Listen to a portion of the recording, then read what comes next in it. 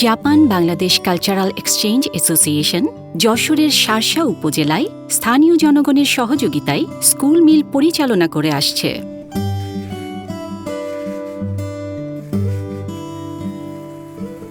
ভোরবেলা থেকেই প্রায় ৪০০ জন ছাত্রছাত্রীর জন্য স্কুল মিল তৈরি করা হচ্ছে। এই স্কুল মিলে প্রোটিনের উৎস হিসেবে সয়াবিন ব্যবহার করা হয়। প্রতি সেশনের টিফিন টাইমে ছাত্রছাত্রীরা ভালোভাবে হাত ধুয়ে স্কুল মিল খেয়ে থাকে।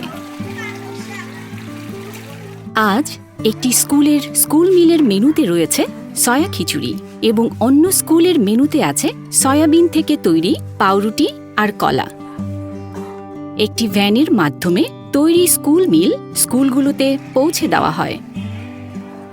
ছাত্রছাত্রীদের অভিভাবকগণ প্রতি মাসে ১২০ টাকা করে স্কুল মিল ফি দিয়ে থাকেন ও নিম্ন আয়ের পরিবারের ছাত্রছাত্রীদের জন্য উপজেলা প্রশাসন থেকে চাল অনুদান হিসেবে দেওয়া হয়। এ প্রকল্পে জেবিসিই এর পক্ষ থেকে মোট খরচের অর্ধেক দেওয়া হয়। আমরা যদি স্কুল ফিডিং প্রোগ্রামটা খুব সুন্দরভাবে এবং প্রত্যেকটা স্কুলে আমরা এভাবে চালু করতে পারি স্থানীয়ভাবে এবং সরকারি বেসরকারি সহায়তার মাধ্যমে, তাহলে আমার মনে হয় যে বাচ্চাদের যে পুষ্টি চাহিদা মিটবে এবং জিরো হাঙ্গার যে গোলটি এটি অর্জিত হবে। স্কুল মিল চালু হওয়ার পর থেকে ছাত্রছাত্রীদের ভেতরে অনেক পরিবর্তন এসেছে। এখানে উপস্থিতির হার যেমন বেড়েছে, ঝরে পড়ার হার কমেছে। এখানে হচ্ছে যে শিশুদের যে শিক্ষণ পরিবেশের যে পরিবেশটা ছিল সেটাও অনেক ডেভেলপ হয়েছে। ২০২৩ সালে ফেব্রুয়ারি মাসে বাগাছড়া ৭ মাইল সরকারি প্রাথমিক বিদ্যালয়ে জেবিসির উদ্যোগে মিড ডে মিল চালু হয়। চালু হওয়ার ফলে আমাদের বিদ্যালয়ে ছাত্রছাত্রীর উপস্থিতির হার প্রায় 100%। আমরা দেখছি যে শিশুদের ওজন উচ্চতা আগের চেয়ে আল্লাহর রহমতে অনেক ভালো। শিশুদের স্বাস্থ্যের উন্নতি হচ্ছে কিনা তা জানার জন্য জেবিসিই এর পক্ষ থেকে বছরে ২ বার ছাত্রছাত্রীদের ওজন উচ্চতা পরিমাপ করা হয়। তার অনেক দেহের ভিতর অনেক রোগ দেখতাম, এখন ওইটা থেকে অনেক সে প্রতিকার পাচ্ছে। আর তার উচ্চতাও অনেক বৃদ্ধি হয়েছে, তার খাবার চাহিদা আগে ছিল না, এখন অনেকটা বৃদ্ধি পেয়েছে। কিন্তু নতুন এক সমস্যা দেখা দিচ্ছে যা শিশুদের স্বাস্থ্যের জন্য ক্ষতিকর।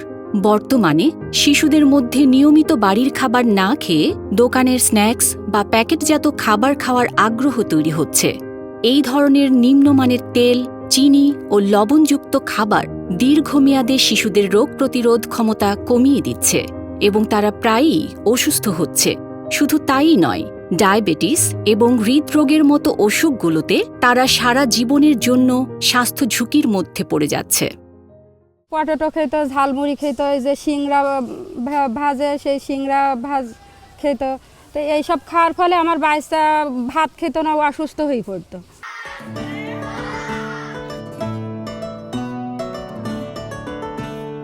এমন একটি অবস্থায় শিশুর স্বাস্থ্যের কথা চিন্তা করে জেবিসিই ছাত্রছাত্রী এবং তাদের মায়েদের নিয়ে স্কুলগুলোতে ফুড এডুকেশন প্রোগ্রাম শুরু করে। কর্মসূচিতে কয়েক ধরনের কর্মশালার আয়োজন করা হয়। ছাত্রছাত্রীদের মধ্যে ফুড কার্ড ব্যবহার করে পুষ্টি বিষয়ক কর্মশালা পরিচালনা করা হয়। ছবির মাধ্যমে সঠিকভাবে দাঁত মাজার উপর কর্মশালা করানো হয়। শিক্ষার্থীর মায়েদেরকে পুষ্টি সমৃদ্ধ সুষম খাবার তৈরির বিষয়ে প্রশিক্ষণ দেওয়া হয়। পুষ্টিকর খাদ্য, আমিষ জাতীয় খাদ্য, শক্তি জাতীয় খাদ্য, বিরাস করানো, হাত ধোয়ানো, এগুলো আমরা শিখেছি। আমাদের আপারা আমাদেরকে শিখাইছে, শেখানোর পরে সেগুলো আমরা বাড়ির চেষ্টা করছি, সেই কারণে আমার বাচ্চারা এখন সুস্থও থাকছে। আমি এই কর্মশালা থেকে সুন্দরভাবে হাত ধোয়া শিখছি, সুন্দরভাবে দাঁত মাজা শিখছি, সুষম খাদ্য সম্পর্কে শিখছি। আগে আমি বাইরের খাবার খেতাম, এখন খাই না, কারণ আমাদের কর্মশালা থেকে বলেছে এগুলো খাওয়া ক্ষতিকর। আমি বাইরের জিনিস খাই না, স্কুলের নিয়ম অনুযায়ী সুষম খাদ্যগুলো খাই। কর্মশালা থেকে মায়েরা সবচেয়ে বেশি শিখেছে যে রান্না, বাচ্চাদের কিভাবে সুষম খাবার রান্না করে দেওয়া যায় এবং বাইরের খাবার শিক্ষার্থীদের না দিয়ে বাড়ির থেকে খাদ্য বানিয়ে দেয়, এটাই হলো সবচেয়ে বেশি উপকার।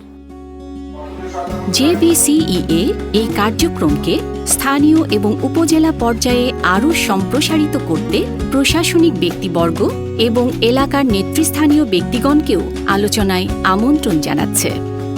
স্ন্যাক্সের প্রতি শিশুদের এই বাড়তে থাকা আসক্তি শুধু শার্শা উপজেলাতেই নয়, সারা পৃথিবীর জন্যই এক নতুন সমস্যা তৈরি করেছে। আজকের শিশু যে বিনির্মাণ করবে আগামীর পৃথিবী, তার স্বাস্থ্যের সুরক্ষা নিশ্চিত করতে স্কুল মিল প্রোগ্রামের মতো কার্যক্রম দিনে দিনে সম্প্রসারিত করার কোনো বিকল্প নেই।